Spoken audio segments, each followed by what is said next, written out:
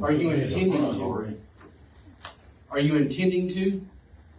It depends on circumstances that follow after. After this meeting, or? Well, that's part of it, yes, sir. So Mr. Collette is still on this board, correct? Yes. It is a board of 5, so technically we need one more just to That's take correct. care of business as of now. But yes, we definitely need to fill every seat.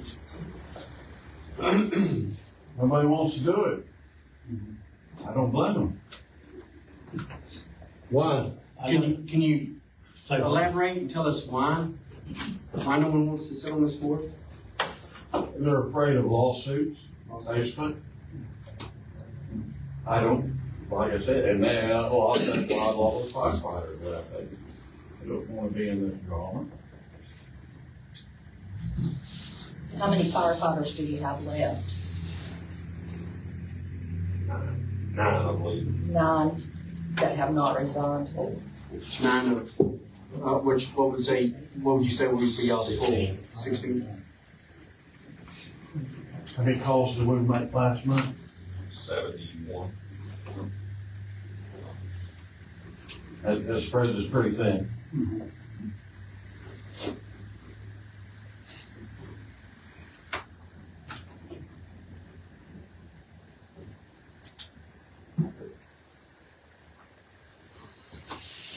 On this agenda, Commissioners, this discussion of possible action concerning Hochtown Volunteer Fire Department is one thing. Would somebody like to voice some concerns over what's going on in the department? Not getting into the next agenda item, just any other concerns. Ma'am? I'm Diane Jordan, Mayor of Hochtown. I've had one of the firefighters who's been a volunteer for 20 years, and he's ready to pull his retirement. And apparently there are no records of him having served. So that needs to be addressed. So the, Record keeping. would that be in y'all's computer database maybe? There's a lot of that stuff that we don't have from previous. No paperwork of any kind? DEP, we would have that stuff and choose secretary, Okay. I would think. Commissioner Williams, Sir? whenever a firefighter enters into the firefighter pension, there's an application. There's also a designation for death benefits. If someone was to happen to that firefighter, there's 2 sets of forms that that firefighter should have filled out and notarized and sent to the pension board by the fire chief. And if it was back then, it would probably have been pegged, maybe, I would assume. Who was that? It should be Peg DeMullen was the fire chief back then, but those pension forms have to be filled out by the person that's entering the pension, they have to be signed off by the fire chief, and then sent to the pension board directly. And they're supposed to do that technically on day 1, whenever they enter into the pension. It's got a date started, and if they do a buyback, if let's say they served 5 years prior to getting on the pension, they would have to send in documentation, a run sheet with their name on it, showing that they served. But the maximum buyback is 5 years. I think it's still 5 years. They have to have so many runs per month, correct? To be able to be eligible. They just have to show that they were active as a firefighter. And that's a state pension board. Runs don't matter on that, as long as you're on the department. Yeah, active on the Training is required though. Yeah. So, Ms. Jordan, does this firefighter, does he remember filling out the proper paperwork? I didn't ask him because I didn't know, but that was, since he wasn't getting the help that he needed, I was gonna send him to probably Mr. Hannah back there. 24 hours. Mark. Who has no record of it? Pension board? Is that who you talking? He just said he asked for his, I'm assuming he asked somebody at the Hochtown Fire Department. Well, maybe he didn't ask you. Well, one of the issues is there's also another form that upon retirement or resignation or termination from the fire department, the fire chief has to fill that paper out and send it to the pension board as well. So there should be if that firefighter in question were entered into the pension system, there should be a paper trail in the pension office. So Alicia up there can look that up just like that. She can tell you every firefighter that has ever been in the pension system from your fire department. Thanks, sir. Yes, sir. The biggest concern and problem is the ones that are supposed to be able to do the job are not being able to do the job. So a lot of people are stepping out because they're not getting to be able to do what they are responsible for. Seems like there's only certain ones that get to control.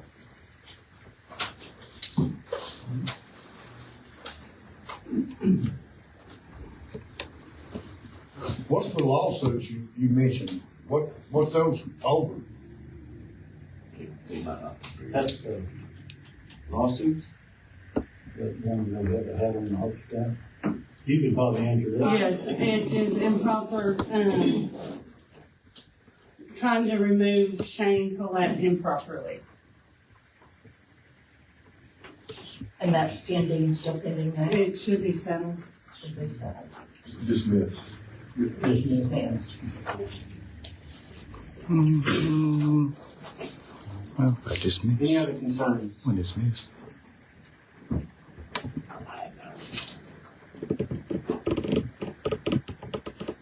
Commissioner, I think another concern that everybody in this room probably has, and if you want to say the different sides, I think everybody would probably agree that a fire department that's running 70, 80, 60 runs a month, how effective is a volunteer department supposed to be able to handle all that stuff when these guys are working their tails off, and there's 9 of them, I think what Zed said.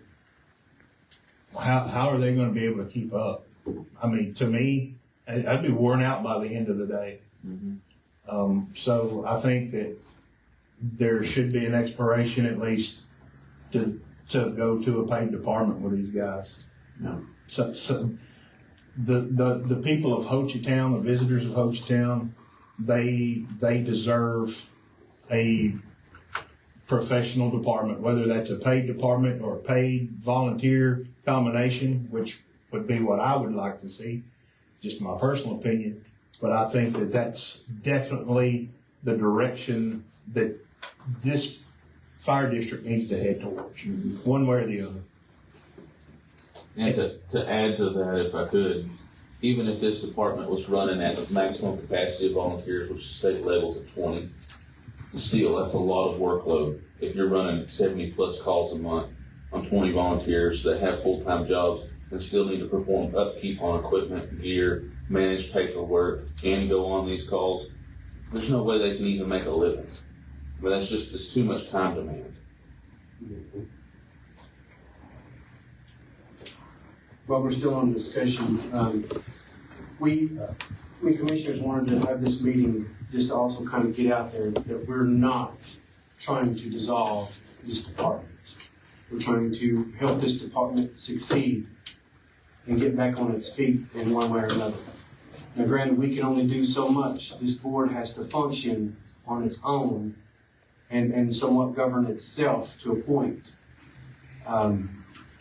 So I just want to make that clear that we're not here to dissolve it. Okay, there's no other fire station up there, and we've got to make sure the residents of that fire station are taken care of. It's got to be a fire department, no matter what. It don't matter where you go, there's got to be a fire department. Volunteer fire department, paid fire department, paid department. You got to serve the public.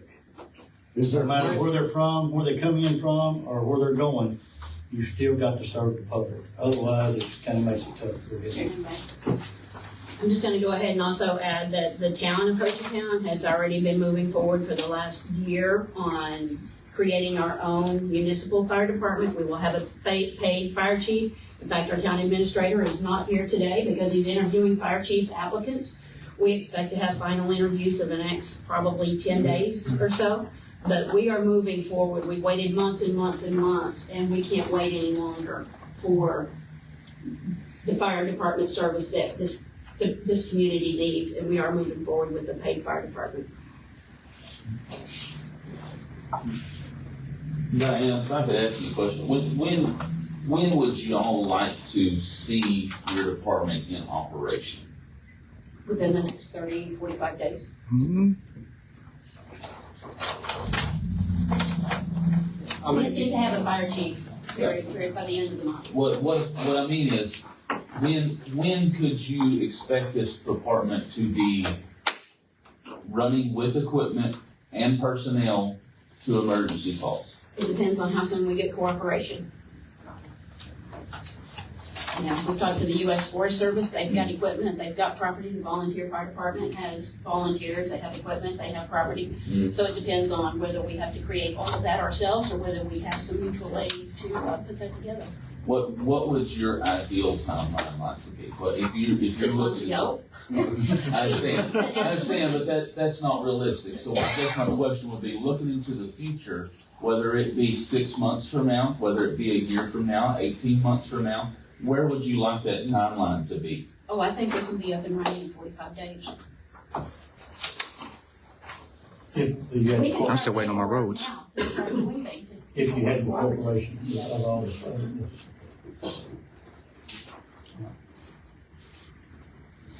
What title do y'all want to go with? Like Title 11? I think we're Title 11.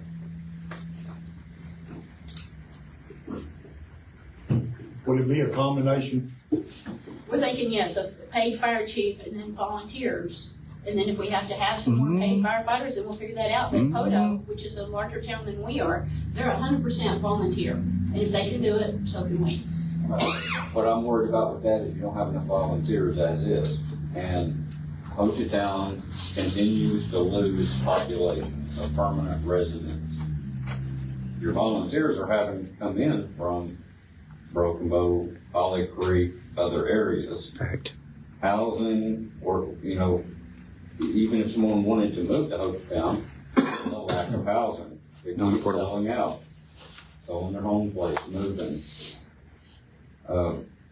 So that's gonna be an ongoing issue even with the Hochatown getting a department, or where are these people coming from that are gonna be volunteers?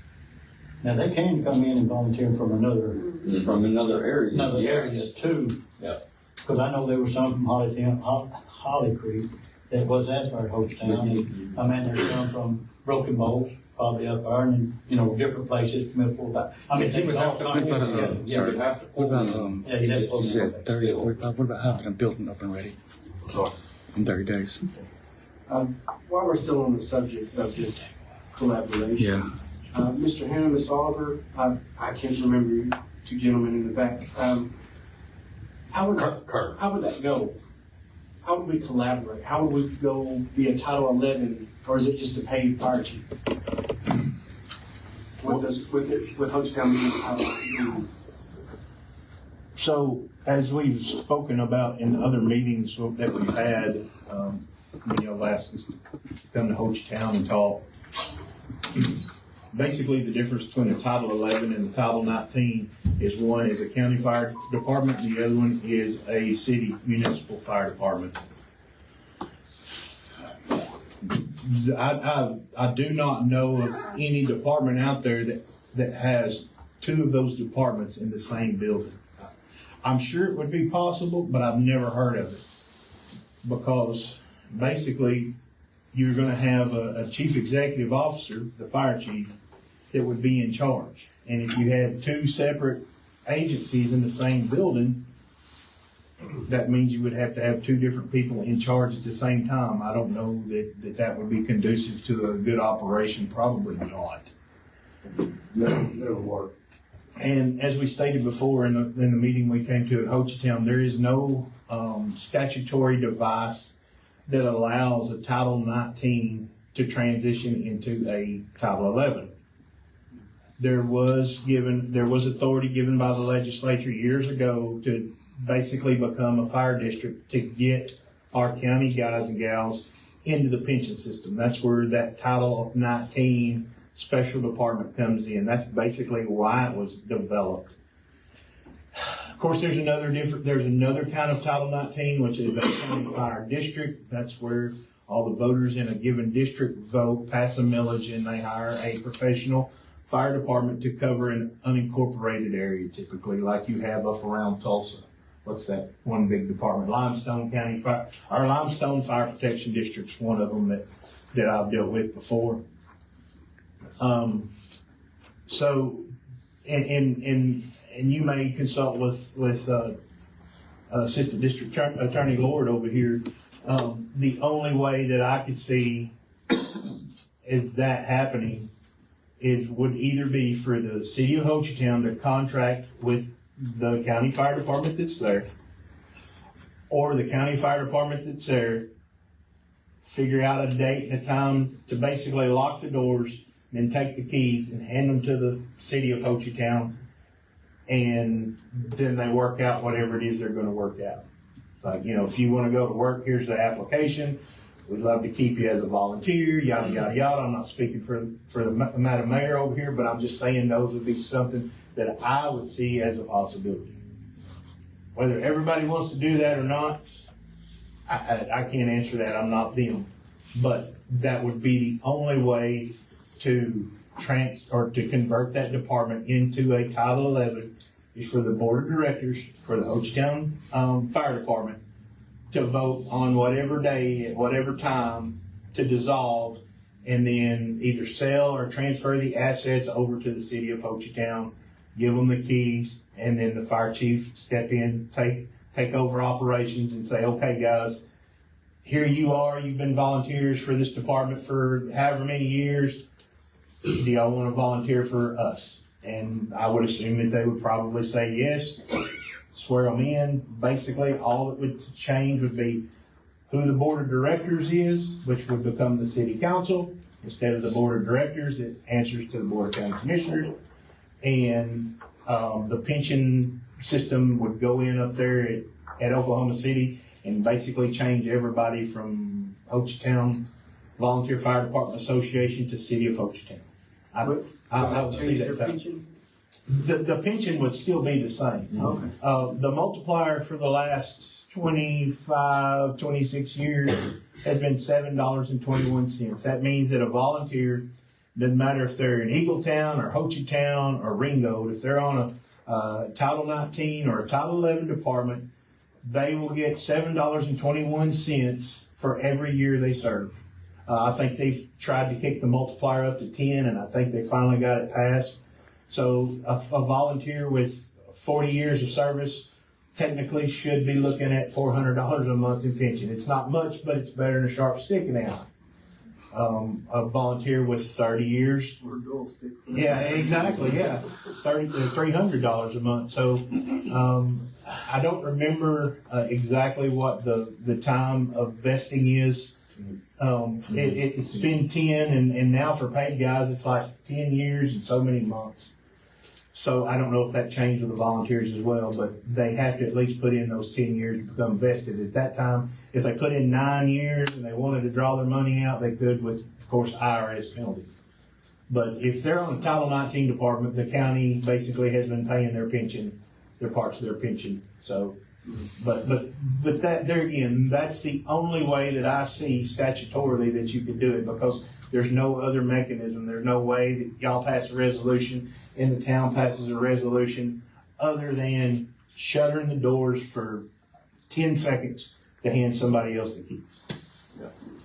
Thank you. I want to say something. I don't want anybody thinking that the other 20 fire departments in the county are trying to chop Ho Chi Town, because that's not the case. But what we do recognize is that there's millions and millions of dollars worth of property and investments up there at Ho Chi Town, and it needs to be protected and protected properly. And when those guys get jammed up there on, my biggest fear is when those guys get jammed up there, they're going to be calling these task force, which Ida Bill's a task force, Tom, I don't know, I don't remember we're Bravo or something, through state forestry, and those few first minutes on that scene up there can determine the outcome of losing millions and millions and millions of dollars of property. And it's very important that department up there is good and it's staffed properly and it's done right. Because we want to, that's our goal anyway, is to preserve life, property, environment, so those first few minutes are critical to the next hours or days or however long we're going to be up there to get that under control. Because you have an urban interface situation up there that's unique. It's unique, and you can compare it to Gatlinburg. You can Google Gatlinburg fire and some of the wildland fires out west and stuff like that. And you have some stands of timber up there that people have bought, individuals that are completely unmanaged. And you get a crown fire in the right conditions on that, and it's going to go. You can't stop it. And so it's important that all of us are behind Ho Chi Town and make sure that they're good, because it can get really bad up there. So I just wanted to say that, to clear that up. I personally think that the situation up there is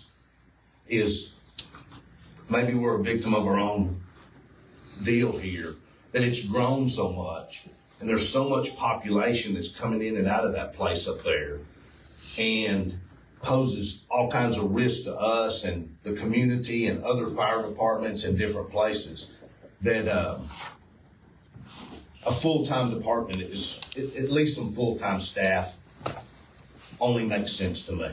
I want to go that direction with it. I'd like to see it. Chairman Beck. Go ahead. I did one more thing a couple of months ago, I think it was a couple of months ago. The U.S. Forest Service had a meeting there at their local headquarters in Ho Chi Town. They brought in their Southern Regional, managers from Atlanta, which is over this area. They're very concerned about Ho Chi Town, and they're very interested in how we can work together and what we can do, but we have to take some action to move this forward so that they can work with us. And I see what like he's talking about there. If you ever seen Crown Car, when he gets the road, you can't stop him. I've seen him up there around the house. They go for 8 miles. Kept right on going north. The forestry's up there. They had airplanes. You couldn't stomp it out. They finally had to go up there and back part to break it. Yeah. But that took a while. They had to get way above, and of course, you lost a bunch of land in between because it had to come together and collapse. I've seen it twice up there. Got up there by the house once. So I'm telling you, if it gets out like that up there and it goes to roll and you get the top of them cabins, it don't matter if it's metal or not. You got all that wood on the side.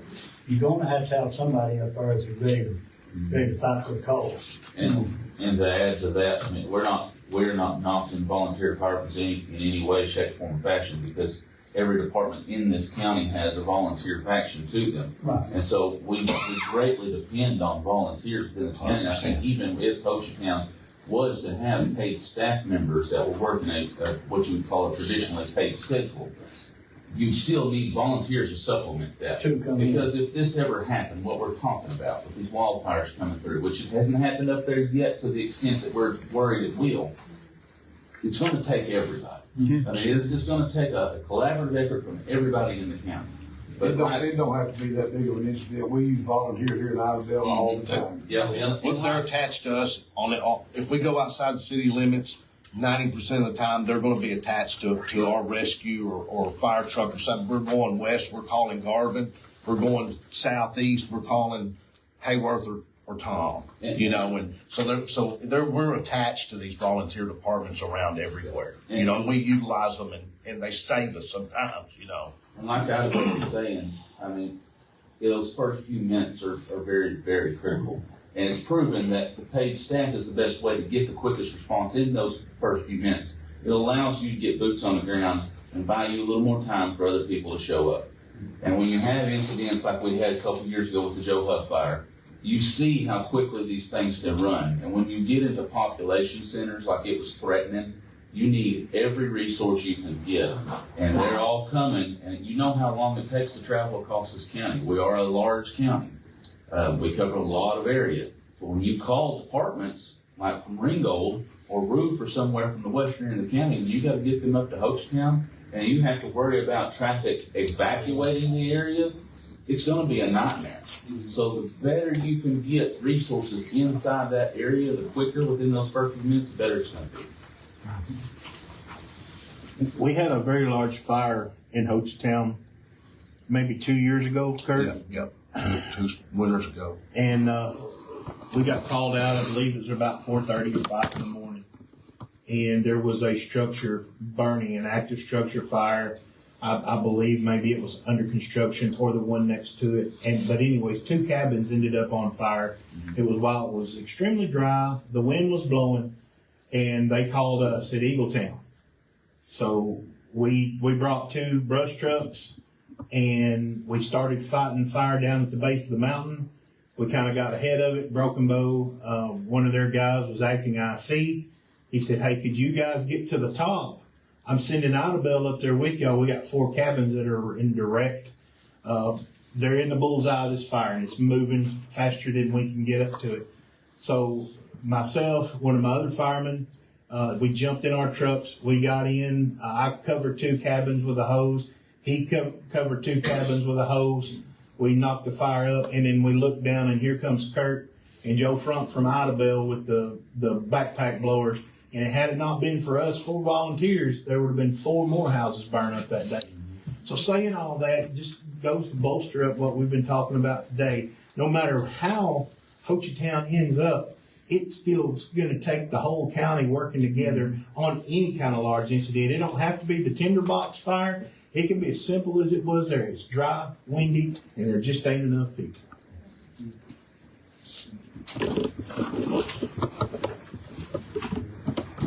Anybody else?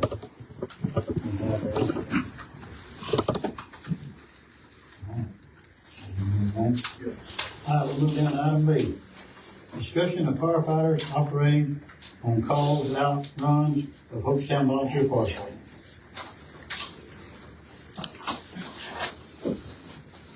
Mr. Chairman, Yes. we wanted to put this on the agenda just to get some transparency out of the department. We hear a lot of people saying this is being done illegally. So this is why it's on the agenda, just to, you guys can clarify and prove documents or bring documents forth showing that you are indeed following your guidelines, your laws, your bylaws, and doing things correctly. One of my questions to start off with is, on these paid runs, how are they being paid out of what account? It's not out of county funds, it's out of general funds. Out of general? If I may, Sure.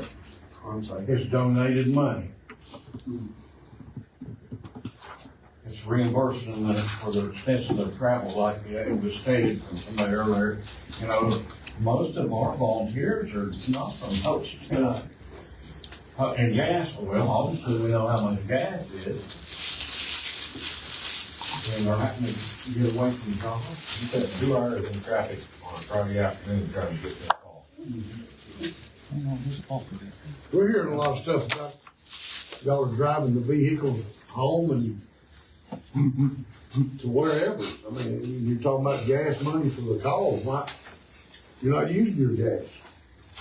How about, how do you get to Hochtown? Well, I'm just saying, you're saying gas is high for the pay, but you're driving those trucks. It's all, the county's paying the gas money on. So how many trips a week do you think we're making to go, take care of the paperwork? You're still not answering my question. Let me just say this. I'd made several different phone calls to different folks, and it's my understanding that the only person able to drive the fire truck, brush truck, water truck, whatever, home is the fire chief. Is that correct, or is that incorrect? Who the fire chief says. Yeah. So the fire chief can say, you can take this truck. Is that right? You gentlemen that's been serving for years, I have no idea. I just know this is. I can't do that. Hand it to an assistant or somebody else, that can be available for call. If you got guys that are available during the day that ain't working, that's the ones that's gonna respond. If you got guy, like at night, that's available, why not have a truck where you can get up there quick enough? So we're talking about lives here, we're not talking about, I mean, seconds save lives sometimes. And so, yeah, they need to get there. We can't wait for rush hour traffic or weekend traffic when, they can't use wigwags or whatever to make a call. So they need to have a truck at their residence where they can respond. The traffic issue on 259, and like I said, we've discussed before, most of your volunteers coming from the south is a problem. Getting volunteers to the incident. That line of traffic sometimes is 5 miles long, going, 10 miles an hour. How, and somebody's having an emergency, you need a means to get there. We do understand that, but one thing, we just wanna know and make sure that it is legal for the fire chief to be designating someone else to be able to do what only he is supposed to be doing, taking the truck. In the sense. Kind of reminds me of, illegals building cabins. I won't go that far. I drove to Hochtown, I drove from Hochtown back. It don't matter if you're in a fire truck or you're in your personal truck, it's still gonna take the same amount of time if it's clogged up.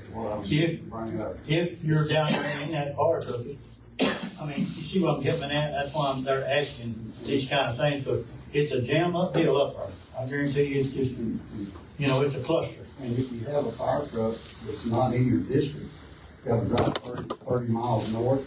Right. What if that fireman can't respond? Now you've got a vehicle that can even respond. You got a volunteer sitting at a fire station who doesn't have a fire truck. That's what we brought up. You got two sides of the story. There's definitely some concerns. I mean, I know it's bad sometimes, and you think, well, it's hard, but it just depends where you're sitting at and where you're, and I will admit, Hochtown is probably the biggest new city in this whole county. It's been for 100 years. Yeah, I mean, you got people coming in, just go up there and look at just look on somebody pull it up and throw a picture. It is, bumper to bumper. And I'm telling you, it's hard to get up there. Commissioner Beck, I'll speak on the legalities of those vehicles. So in Oklahoma, a fire chief has a lot of authority, basically. Whatever the board of directors decides to allow, let's say the fire chief says, okay, this is gonna be the standard operating procedure for the Hochtown Fire Department, and I can make concessions for someone to take a vehicle to wherever. He has that authority through the board that you folks appoint. So if it is allowed by the board in the standard operating procedures, that chief can absolutely do that, as long as there's no personal gain or embezzlement or misuse of equipment. That fire chief can absolutely give those firefighters authority to do so. But there again, the board that you folks appoint have to okay it. And technically, they look to the citizenry of that area. If a citizen went and brought these concerns to the board, and the board said, you know what, yeah, that might be a problem, and they changed those standard operating guidelines, then the chief would be hamstrung to whatever those guidelines state. So to answer the question of the legalities, as long as it's not violating any Title 19 statute or any other state statute, he has the authority to do so But through it the board. should be in the SOPs? It should be in the, well, we call them SOGs. I don't know what Hochtown calls them, but we call them SOGs. Okay. Yeah, but it should be. And if it's not right now, it should be. That it ought to be addressed, because that way when a new firefighter comes in, he or she can get those SOGs or SOPs and say, oh yeah, chief, do you need me to take the truck home? I'll be down the road tonight. Do you want me to? Yeah, sure, go ahead. I'm not working tomorrow. Whatever. So yeah, it needs to be in black and white. somewhere. Your question, sir. The thing with taking trucks home is also a very limited resources. As you were saying, we have to have trucks at the station.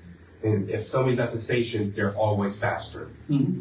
So even if we take this brush truck home, okay, now we have to have a brush truck at the station. So we can't be doing that all the time with every single truck. And even then, we're still having problem getting to calls fast enough when we have trucks far away. Yes, it'd be faster and be able to run code into a call, but as you addressed, with so much traffic, there's still a situation where we're getting to a call even after EMS already arrived. We're getting to calls that a fire is spreading and it's getting out of control. Where we could have been there already, we already could have been controlling the scene. Yeah. That's why I think it is honestly in our best interest to find a way to make this a full-time fire department where we are able to staff it, because no matter what we do, volunteers can never always be there. We have to have our lives, we have our personal lives, our business lives, trying to make money, trying to sustain ourselves, time to be with our families and wives, kids, and all of that. And it can be hard to sustain the fire department with all of that at the same time. Me personally, I mean, I may be out of turn. And I've seen it around the house, you know, like Jesse and them. Sometimes he takes his truck up the house, but he ain't 2.5 miles from the fire department. If you get very far from that fire department or out of your area, it takes way longer to come around to get back. Like, I mean, I'm just saying, and I've seen it up there at Ringo several times, you know, they're within a couple, 3 miles. Well, if you're sitting out of that district, I'll say this, what if you was in Holly Creek and had one of them trucks? How long does it take you then? I mean, if you can jump in your truck, if you can blast through there, I can blast through there a whole lot faster than you can in a truck, I can promise you. But I can hold it down and get there. I'm gonna cut through, I'm gonna find me a cut through road somewhere. You know, you can go up them dirt roads, you can find it, but if you're in a truck, you gotta just, I guess what I'm trying to say, your speed is limited because of the equipment, the tire up, and what you're carrying. And the liability. And the liability, yes, sir. I want to make a point to ponder on what you're saying. You know, when you start talking about when you start talking about fire trucks or cop cars or ambulances or whatever, emergency vehicles, I don't know about volunteer departments. We're a combination department. I don't know, but I assume the volunteer departments, all of our guys in our department are trained to a standard. And we have to take driver education classes, and it has to be renewed every year. Greg and I are real big on public. I mean, at the end of the day, it's about public safety. It's about public safety. That's really kind of the bottom line. And so when you take a 80,000-pound fire truck and start blowing down Washington with lights and sirens on, and you T-bone somebody, you better have your ducks in a row. Right. Well, that's what I'm saying. He probably could say something about that, but I'm just saying that it's not public safety when we're putting the public at risk, driving to a scene unsafe and untrained. We're actually not doing our job because it's about public safety. If you're in your vehicle, you know, it's a little different story. Yes. Because then it's just your vehicle, but in one end truck, and they're heavy. It's just like our dump trucks. Sure. Or a backhoe truck. We'll pull the dozer with a big truck. I'm gonna tell you something. 40 mile an hour is all you want to go. Because you gotta think about who's gonna stop in front of you and how fast it is to get stopped. Lights and sirens scare a lot of people too. Yep. They'll jerk the wrong way and get out If of we the way. flip our lights on, you know, we got our lights. You're at fault whenever you hit them though. Yes, it's your fault. But if you're going a long, long way, you've got to get there faster. That's what has been brought to my attention is it's so far away. If it was at a given place at the fire department, you blow up there and get in, you go. You ain't lost a minute and a half. You're gonna waste 30 minutes, an hour trying to get through it with a big truck. That's all, that's what has been brought to my attention. So once a year, I mean, I don't know where you're going with them. Who's putting the I don't know where they're at. I don't know where everybody's Usually living. It don't there's matter. 2 of them a year. But it makes it tough to get Kenny there. Dow, Kenny Dow puts on a driver training class every year, every single year, 2 times a year. 2 times a year for our fire departments. Every single year, been there 25 years. And guess what? I have to get up and go to the driving course. I've been through it so many times that I can do it with my eyes closed. But I have to do it every single year because I have to train to a standard. You know, it's what I'm saying is somebody off the streets can't just go jump in the fire truck and go whizzing down the road with lights and sirens on. It's more to it than that. You know. To put this in perspective for some that don't, I mean, most of us here that are on fire departments, we understand what these trucks are about. We understand their limitations. We understand the weight that they have on them. But to put it in perspective for some people that don't, we have tankers that carry 2,500 gallons. But you've got over 40,000 pounds of water alone. I mean, you're carrying a lot of weight. The water shifts around. I mean, you compare it to a dump truck. But I would say that Venture Safe is probably even worse than a dump truck. Because when you have a solid load in a dump truck and you go stop or turn, that load's not going to shift around. When you have water, if you're shy of 50 gallons, those manifolds don't work the same. Right. And that weight's going to shift around. If you take a curve too sharp, guess what?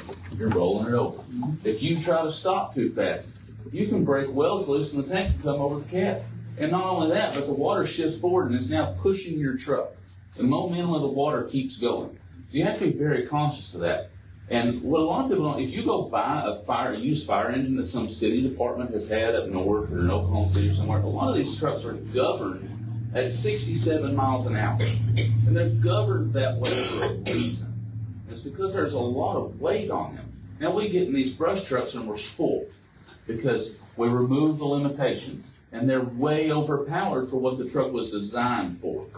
But when you go to putting 300, 400, 500 gallons of water on these 1-ton rigs, and now you've got a lot of weight in a vehicle that can move way faster than it can stop. And now you've got a problem. And so a lot of people don't understand that. Like I said, with the tankers, you're carrying 2,500 gallon water. Water, 8 pounds a gallon. You know, if you put 300 gallons in the back of a 1-ton rig, you're pushing its maximum payload capacity when you're talking about in the bed of that truck. And so it no longer can stop in the distance that it's designed to. And that's something you have to worry about if you're worried about trying to go to a call with speed going through traffic over a distance. Yeah. Commissioner Beck, I got one last thing I'll say, and then I'm gonna shut up unless y'all need to answer your question. But when you peel all this stuff back, let's get down to the brass tacks of what that fire department's for. It's there to protect lives, protect property. But there are a lot of other logistical things and operational things that have to be insured and taken care of. And one of the things that we all have to deal with that have dealt with ISO and getting our citizens' rates lowered has been fire flow. And I couldn't even tell you what the required fire flow for the Hochtown Fire District would be. I'm sure it's great because basically, how many? 4,500 gallons a minute. 4,500 gallons a minute. There isn't a municipal water supply that can provide that. What's your largest structures up there? About 20,000 square foot, 5 stories. Yeah. So you've not only got residential, but you've got commercial businesses up there as well. So we're talking about required fire flows, as Mark has stated, 4,500 gallons a minute. So Hochtown's going to have a lot of work to do as a district, as a town, as whatever this ends up with in ensuring proper fire flow. Because if you can't meet fire flow, you can't meet the demand that is out there. And when I say demand, what I'm saying is what it takes to put out a fire. Right. We're talking about people's safety, number one, and then number two, protecting that property. So if you don't have that water flow, right now, I can assure you, they don't have the capabilities to provide that. Eagletown don't have it. Broken Bow, Ringo, Idabel, it would be a stretch for those departments with these great municipal water supplies to provide that fire flow. And so there's a lot more to the firefighting aspect than where the truck is or how fast you're getting to the fire or all these other variables. But when it comes down to it, you're going to have to make sure your firefighters are trained, capable, and available to respond to these fires. And if they can't, they're going to have to be able to meet these astronomical fire flows to do what they need to do. It's going to take everybody. And can the volunteer fire department do it on their own? I don't think so. I wish they could. I wish I could, but I can't. You know what I'm saying? Right now in Eagletown, we're at a staffing shortage. Says I can't do it while it's recording. It's all over the place. I mean, all across the county, the departments are struggling to keep volunteers. And I'm not talking about guys or gals that wear the radio and a t-shirt. Say, oh yeah, I'm a fireman. Okay, well, where's your certs at? What do you mean certs? Have you been trained in interior firefighting? You have your firefighter 1, you have your firefighter 2. Do you have an instructor on your department that can teach these classes? Do you have a fire prevention program in your town or community?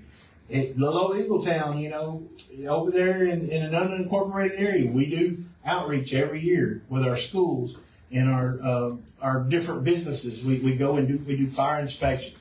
But these are all going to be things that are required of this department to help lower these people's insurance rates and lower the risk of danger to their people that they serve. I've got a question.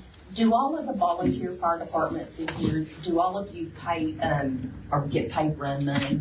No. No, ma'am. No. Rockabo does. Rockabo does? Idabel does. Idabel pays their volunteers $15 a run. $15 a run for Idabel? That's for the volunteers, paid guys just get 13. Who else gets run money? Hochtown. Hochtown? How much do y'all get? 20. Y'all get 20? And that comes out of the general fund, out of the county fund. And the problem that general fund has gone downhill in the last 12 months. It's virtually out of money. Really? So how it ever started, we've looked back at paperwork. We've tried to find, need to reach out to a couple other people, but when it was originally the inception of the fire department up there, which I think was 94, I don't know when it was that board initiated paying for firemen.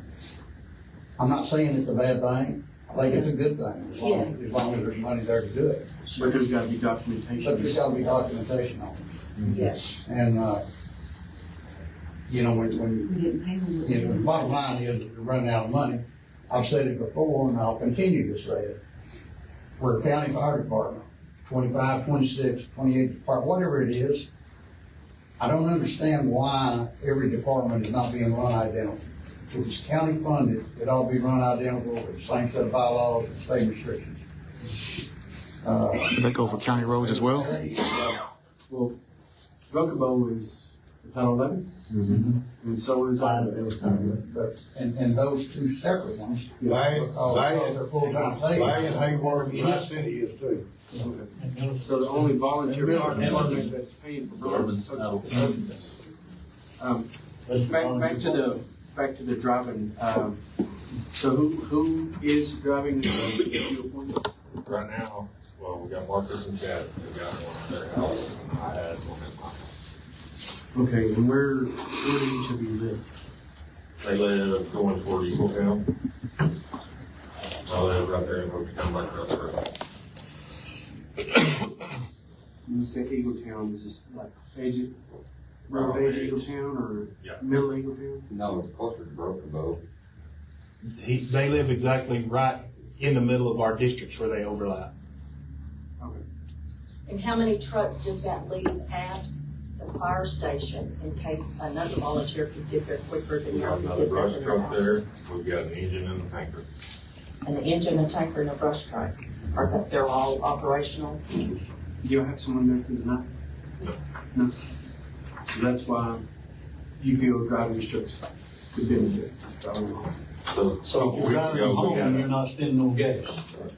So a couple weeks ago, we turned around. Now, I was talking about the gas part though. If you're driving them trucks home, you're not spending your gas. I mean, I'll just put it blank. I have to pay for my gas. I don't got a county vehicle. She don't got a county vehicle. We don't got a county vehicle. So if you're driving them trucks home and you're going that far, it's gonna take longer to get to your place where you can get your vehicle and drive up there. So you're not spending no gas. So let's stop on the gas bill. I mean, you're way out of kilter of what your district is. Like him, he's a mile, probably, and it might even be a mile and a half. I'm 1 mile from my substation. Sure, say it's 1 I'm mile. 5 miles from my main station. But my house is only 2.6 miles from the fire department. Yep. Just looking at the purchase order register for Hochatown Fire Department in the last, since, around September 1st. Do y'all normally fill up all of the vehicles at the same time in one day? Usually sometimes if they get down below a half a tank, we try to keep them at half and above. Okay. Depends on what all calls we have going on. And that's a good policy to have. I do the same with mine. Yeah. And the reason is, You might go from so if I have a fire engine there, and those are PTO driven pumps, so the same engine and the same fuel that would be pushing the truck down the road is turning my pump when I get to the fire scene. And those trucks are not fuel efficient. They can't be. They're too big. Exactly. But the thing is, when I get to a fire scene with that, and I put that truck into pump mode, engage my PTO for my pump, I'm running the same RPMs running that pump to push water out the hose that I would have been running driving down the road. So to keep the trucks at half tank or above, that's a good policy. I would speak, there may be a lot of things that I've turned my head at, but. You're saying you're supposed to get money for it too. No. You're coming and going because you're using the truck itself. Yeah, Right. You're pulling up there and filling that county truck up, or fire truck, in the county. Yep. And then you're driving home. Yep. So There's an no, ungodly amount of purchase That's orders really a compensation to the firemen. for, But gas. you can get technical about it, they're getting compensated on the county tax money, because they're not using their gas, they're using the county's gas. exactly. That's true. That's what it is. Yep. Give the fire chief a credit card. That's been a big factor here the last few days, phone calls, people calling, and, I mean, a lot of people, they're sharper, most of them probably sharper than me about the fire department. Because some have been on the fire department, some got off, some retired, and I just put it out there, it's a volunteer fire department. But before I took over as chief at Ringgold, we did have an incident command apparatus. Now, it didn't have critical tools on it, and it didn't have water on it to fight fire. It was an incident command apparatus. So it has things that an incident commander would need. Vest, signs, road hazard signs, clipboards, communication equipment, things like that. Things that he could arrive on scene, take charge of scene, and do incident command with. It stayed at the fire chief's house. When I took over as chief, the board gave me the same vehicle. And I said, I don't need it. And it ended up sitting at my house, and it would hardly ever go anywhere. Because if I'm going to go somewhere to run errands, well, I'm probably going to run errands on my own. I'm going to jump in my own vehicle. Right. That really, it went to waste. And so what I ended up doing is I took it back to the station, and we put a stop to that. And the reason we put a stop to it was not only was the truck going to waste where it was, but also there was a lot of noise coming from the community talking about that truck going here and that truck going there. And I don't know how many people I've had come to me and ask me if the old chief was still in there because they don't see that truck run up and down the road no more. And I inform them, I'm like, no, I've been the chief since before 2019. At the end of 2018 when I took over, I said, we don't run that truck like that no more. And Well, see, that is one thing we do. We are getting some calls from the community about the Hochatown Fire Department trucks being driven home and sitting at houses overnight. Yeah. Well, like Commissioner Beck said, the community is sharper than we give them credit for. And they notice. They do notice everything. these things, and they care about where their tax money's going. The same trust we're talking about, I heard that a long, long time ago. Yep. I seen it at Idabel, I seen it at Part House. Yep. I mean, it went everywhere. Yeah, I and wasn't on so, the fire department, so I ain't got nothing to say about it, but it was coming to attention. and that's why we put a stop to it. That's why we put a stop to it. We get enough bad looks as it is. We don't need any more bad public image. One of the things that I tell all the new guys at That the statement was station too blunt. that come to the station is the attitude that you should have is that we go out She there said and it wash a too truck, bluntly. and I say, you know why we're washing this truck? It's dirty? No, has nothing to do with it being dirty. It's not ours. It's not ours. It's You have an it's image. his and his. That's their $300,000 truck, and they expect it to be in service. They expect it to be clean. They expect when they drive up in that parking lot, they expect that station to be clean, and there is no excuses if it's not. Period. That's it. Well, on these When it runs, comes to those trucks. Well, but when it comes to county roads up there in Hochtown, this is September 24, 2024 Chief's Report. And there's several small numbers. Keith Anderson, 4 runs, Daniel Schultz, 2, Jessica Stewart, 1. But there's 2 that stand out, way different from the rest. Well, 3, I guess you could say. Zeb with 37 runs for the month of September. Marcus with 74 runs. Chad Troxel with 62. So on these runs, are they coming through the 911? 911, direct calls, and we also on our phone line as well, and it's all recorded. And so can y'all provide documentation right now to prove so? Can we see it? I don't have the call recorded. I have from the 911, I have documentation from here on my phone, basically on the townouts that were sent to Hochtown. And it's exactly as many as Marcus claimed he went on. From 8/24, yeah. Actually, I asked for 2 months, from the 1st of September through 11/24. This was the number of townouts Hochtown got was 74. And then I asked for some of the other departments, how many townouts other departments got. Hayworth, I asked for the busiest fire departments actually. And Hayworth, he gave me was 37 in that time. And Valiant only had 28 in almost 2 months. But I don't know, I didn't ask for Idabel's. Do you have any idea how many calls I'll do in? 32 last month, I think. 32. But I guess, does everybody have the opportunity to go on those calls, or why is just 3 of them so many and everybody else doesn't have them? Because a lot of them don't respond. At work, they're working nights, sleeping during the day. A lot of, if you look at the calls, we've got it all documented and everything. If you look at the calls, I've been on a lot more, but a lot of them were during the day. So just to clarify, with Marcus with 74 and Chad with 62, those aren't totally different runs, right? Did y'all go together at certain times? Different runs. There's I don't know. You went on 62 different runs than Marcus. No, they went on, like, a lot of them are the same calls. Yeah, that's what I'm saying. Some could be, and then like having more calls than the other one, or somebody else could be doing something else, could be working.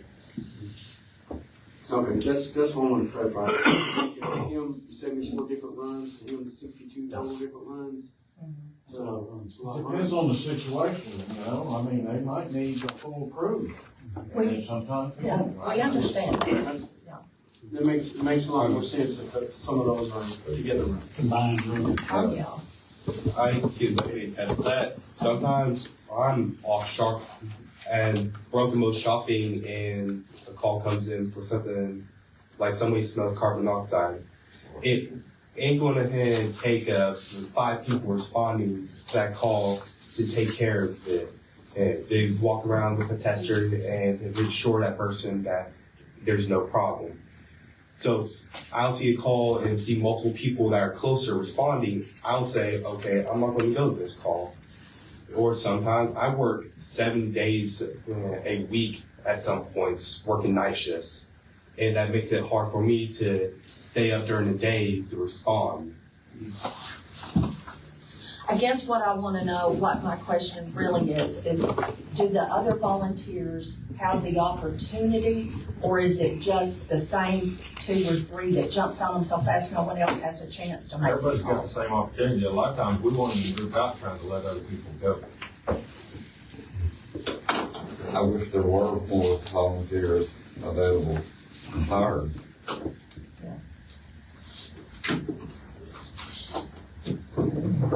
Could y'all bring forth the call on?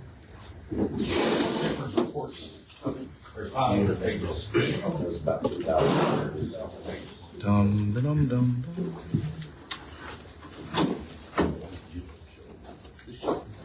The reports are was, that's everything that's been entered in, the nippers.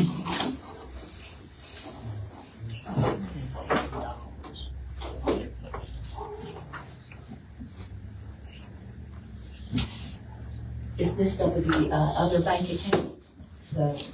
That's the general fund. Your general, and how do y'all get this general fund money, if you don't mind me asking, where does it? Donations, that's the fire subscription. The association up there, what is it now, $25 a year, started out at 12. Correct me if I'm Just to wrong. be a member of the, I've heard y'all talking about 35 a year. membership dues and stuff, okay, 35 a year. okay. So So- you're talking about, I'm sorry. No, do y'all have private fundraisers or anything like that, or, Have boot drive funds every now and then. boot drives, okay? So you still have the boot drive even though you don't have a 501c3? You just can't give They have boot receipts? drives, which is 100% controlled by the fireman. The association and general fund has nothing to do with the boot drive money. Okay, you were talking about the accounts being low, the general. General. Where does the general account come from? Is that the boot The drive? association, their membership dues every year. How many members are there up at? I don't know. Do y'all- I think there's about 455 or so properties that have a membership. So that would be times $25 a year? 35. $35 a year? How hadn't started yet, though, it's just, The 35 was this year. And Right. how many property owners has Bruce Short identified in your fire district? Do you have any of that? Oh my God, I have no idea. I would get it several thousand. That gives you a comparison. You know, you have volunteers, and good citizens up there that want to donate to the fire department to make sure it's running properly and have enough funds to do more than just. A lot. Correct me if we're wrong, guys, I'm talking out loud. A lot of people do more than $35. Exactly. We've got $5,000 donors. Yes. Oh, great, okay. So, let's just grab a number out of the air, and if you look at that total fire district, Uh-huh. Hochtown alone has over 2,400 STRs there. That should be a $35 a year for every one of those. I should be. Now look at the total fire district of what those property owners Uh-huh. could possibly be. Let's go get Bruce and see if we can figure out what's in the district. But that could potentially be hundreds of thousands of dollars a year. If everybody in that fire district that own property in that fire district donated $35 a year, that could be hundreds of thousands of dollars. Yeah, well, I did that at 455 times $35 a year is $19,637. That's not gonna last very long. And just, That's why I wanted to here's why you don't have any money. And obviously, everybody don't need one, but because of the association, what they did 20 years ago or whenever it started. Uh-huh. Now you've got, you saw the check for last month, $8,140 of payout money. And you're only getting $20,000 a year. A year, yeah. $140, you got a budget, it's backwards there, sir. So, Mr. Zephyr, is this passed through the board to pay $20 per room? About 10 years ago is what I understood. Years. How many? About 10, 10 years. 8 to 10 years ago, somewhere on that. Would y'all have that documentation? Not with us. We could try to look for it. Yes, please. Do we need to make copies? Someone's smiling. That's for y'all. That's $3. Yeah. Every bit of it. And then we also got books and everything at the station. If y'all ever want to come by, come on up. Those are the common restaurants. So how long's this account been open, guys? I do not know. It was open before I came. Well, I'm looking at a check, 12/8 of 23, it says to open account for $19,189. That was our boot drive account when they separated the boot drive and the general funds that were coming in. Ma'am, Yes, sir. I got a question from right here. It says, what does volunteer fire department charge if they respond to a cabin that hasn't paid the annual dues? Yeah, do y'all have a fee that you charge? We filed a fee schedule with the county a few months ago. Okay. But our amount is capped at 1,000. We can't charge more than 1,000. And that's just for Ho Chi Town. I will say that FEMA has designated rates for different apparatus that respond, different personnel that respond, that they allow and recommend that departments can charge if the situation dictates so. Well, can't you all also, I just remember from when I was in the mayor's office, you could also, the department could file on their insurance. Yes. Yes. So if your home catches on fire, $500, I think, or. well, that's what the standard was. FEMA recommends or says that you can file for more than that. They have a different rate for fire engines with different capabilities. They have a different rate for tanker trucks that with different capabilities, brush trucks, personnel. So I mean, you could rack up quite a charge. Probably close to $10,000 if the incident was large enough. If I'm not mistaken, we also charge them by mileage too when you go out of your district. That I'm not sure of, but FEMA does have rates for apparatus. Yeah, and our rates are right in the middle of all of those ranges. Thank you, ma'am. Well, the 500 is not much, but it would at least pay your volunteers for going out, you know. We did all the way. From calls like that, from like structure fires. I don't know what I said, it was probably about a 6% collection rate. A 6% collection rate? Back from On what you insurance. file? Do y'all usually file on?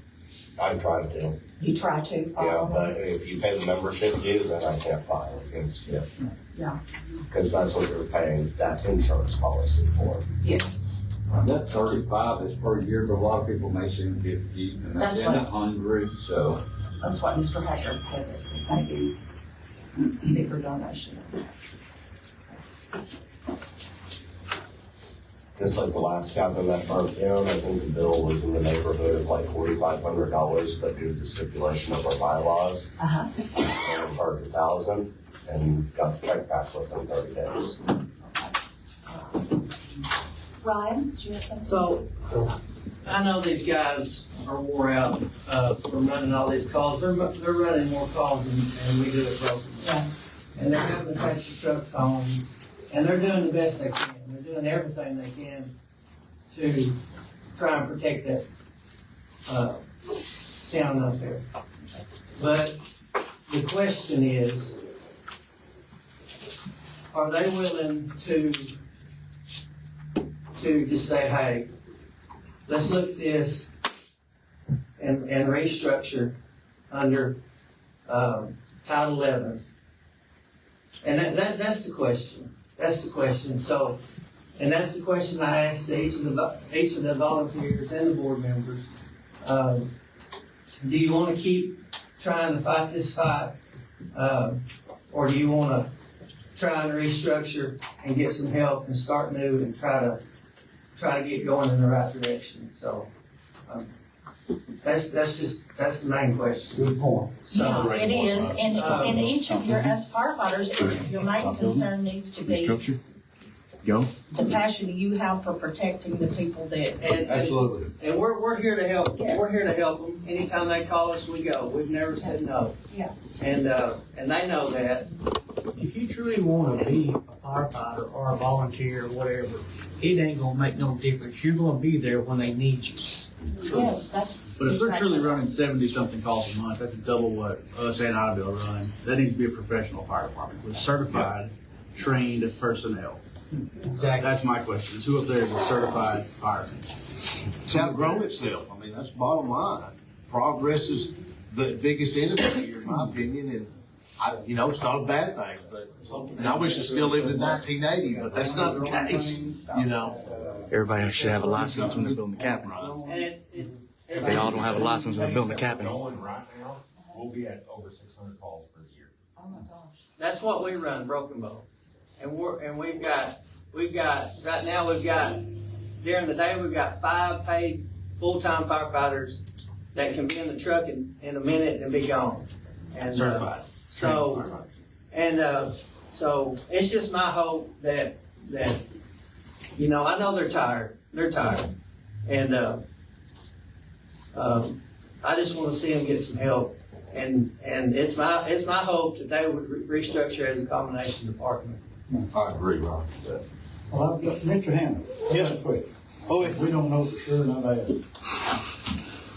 I have to, since they're, I know we have to take the board over to appoint new board members, but as I've read it, and I've talked to what's the guy's name?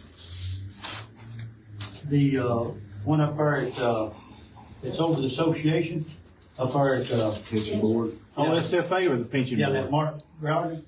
That's the pension board. As of now, and that's what I'm saying, because we're gonna have to find somebody to appoint so that we can keep the fire department going. That's what we wanna do. We have got to keep that fire department moving. You can't get behind, because then you get billed out for bills that, gas and stuff. But anyway, now the way I understood it, now we've got to take back on over as the board. We're the board members until we get them appointed. Is that right?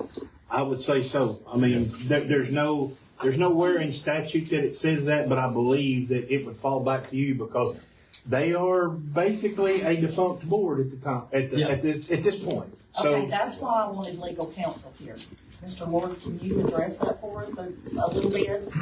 That's something that we're still have to look into because it's kind of a unique situation here. So I hate to try to answer that question on top of my head, but that's one thing I think we certainly need to answer the question of copy of their bylaws so we can see how those check their, I think we have a copy of those.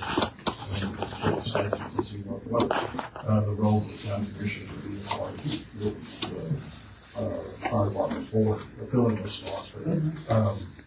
My understanding from just making notes earlier, you guys have 2 of the 5 positions still, more positions that are still. Yeah, one stays. Sorry.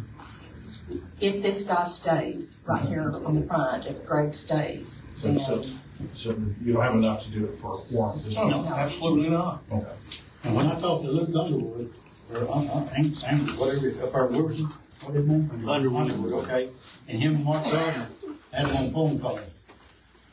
They told me that for us now, we don't have to have a ballot because we are the governing body more or less. We don't have to be over until we find somebody to appoint. We can appoint them without going to the ballot. Sorry.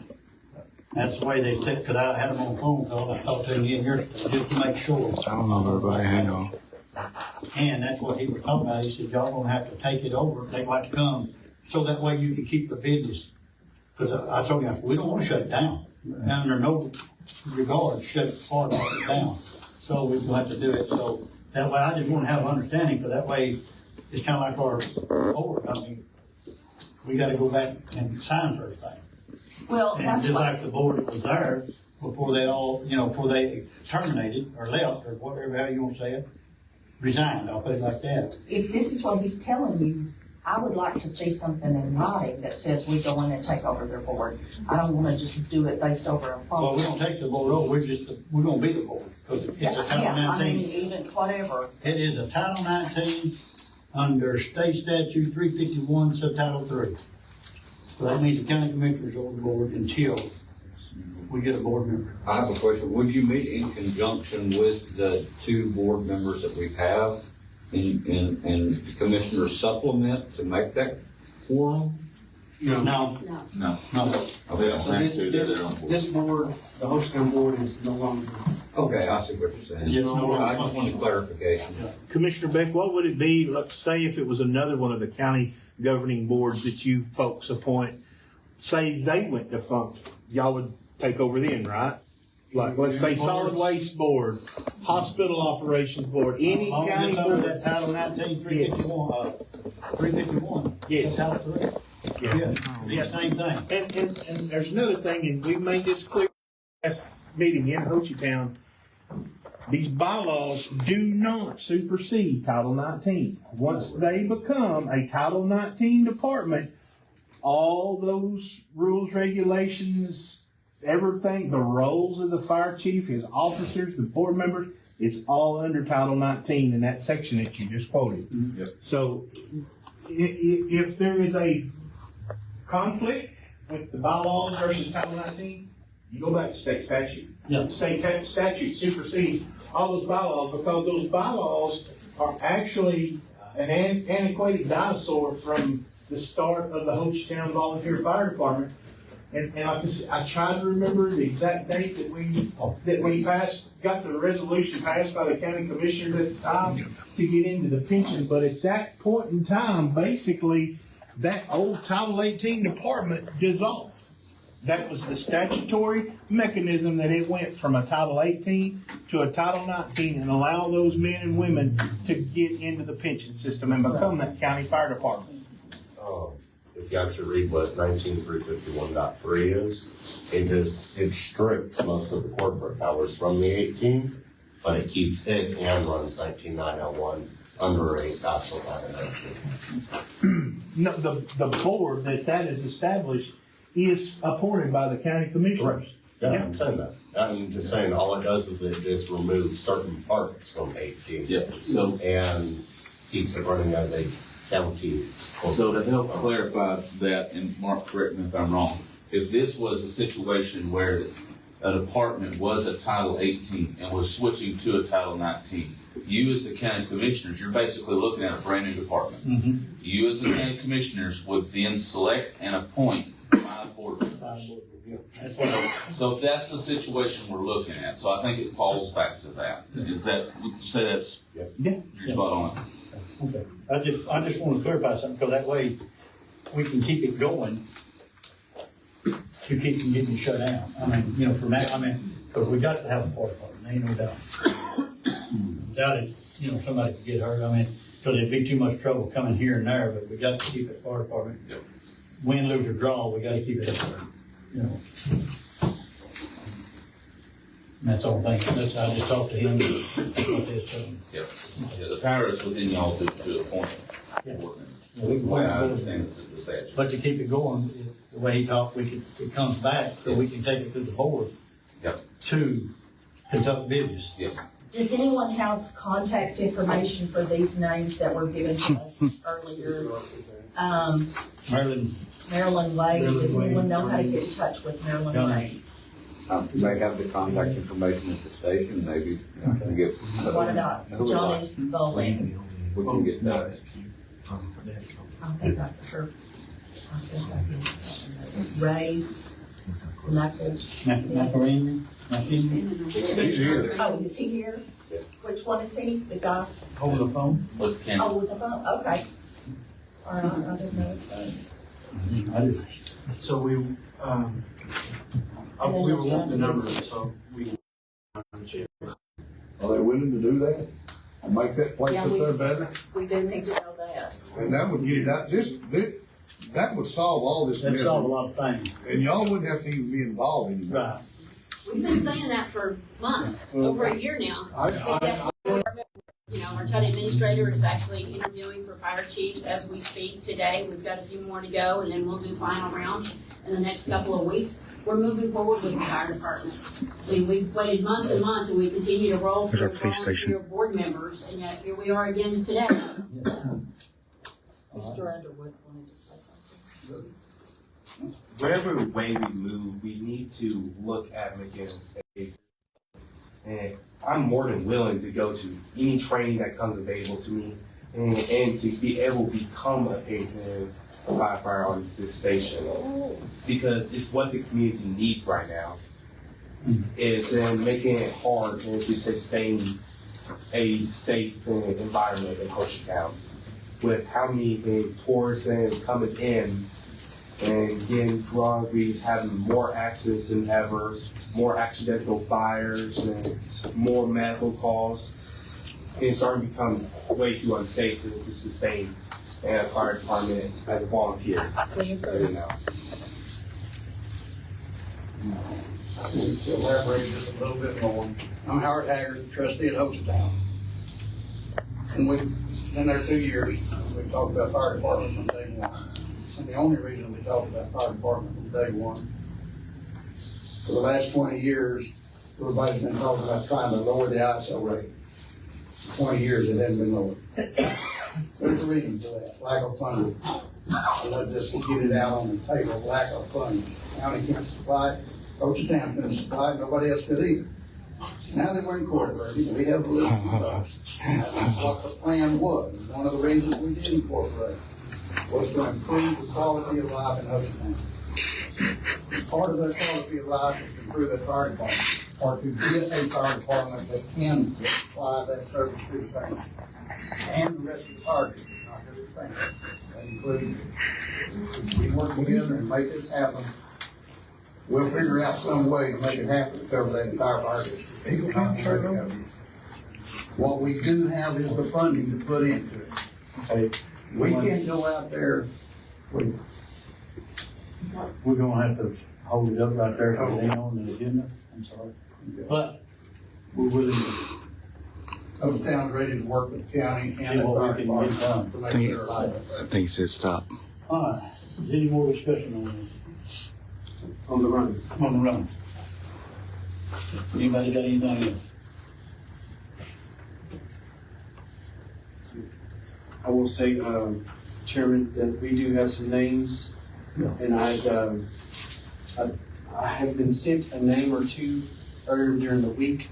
I was hoping they would be here, but I don't believe they are. So we do have about 6 different names that are willing to sit in on this board.